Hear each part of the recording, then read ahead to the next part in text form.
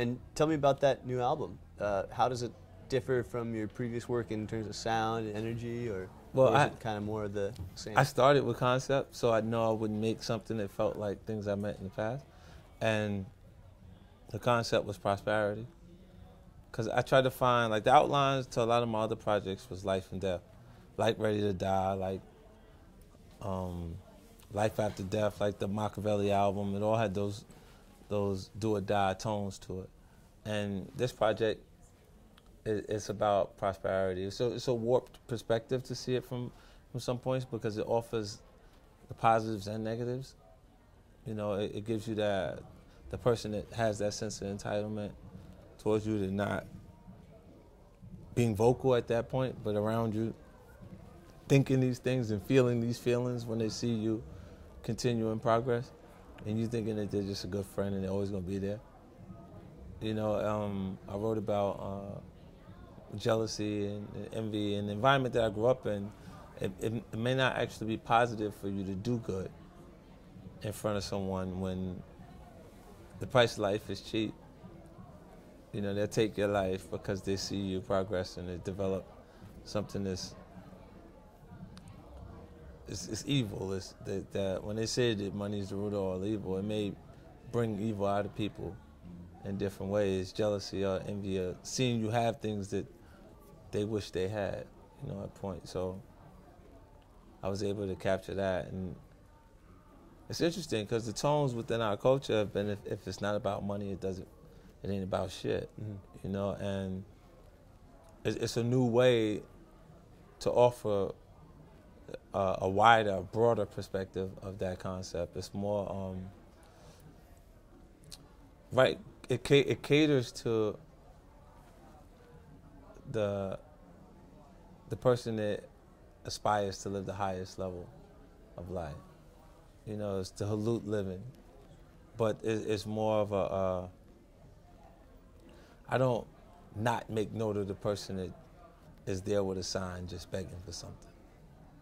You know, that doesn't actually want to do anything to move forward, but it's just there. They exist, so I put it there, you know. So I don't think that they're influential or they actually mean anything. The only people that mean anything to me in conversation or in my life in general are people who aspire to live life on the highest level. So I wrote that. You know, I felt like a lot of people would identify with it. Even ministers that preach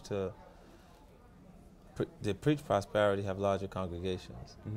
You know, so I just felt like it was the right theme, and then I started writing to it. Different pieces came together that made sense. All right.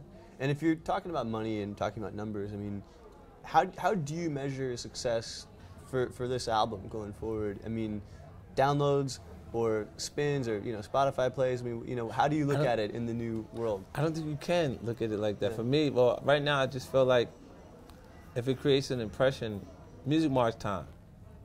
I don't know if I was effective, if it feels like it means a lot to our culture and to the way people respond, if the slang starts to change based on things that I said on the actual record, or if it creates a wave of how people start to respond to you differently based on it. You know, I've seen it even with the you feel some type of way. Like that slang that was used on the record came outside of the nightclub off of that record and became a part of how people create descriptions, like of someone's feelings.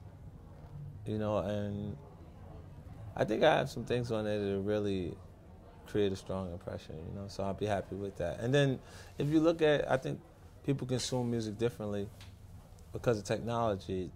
I think music is now visual.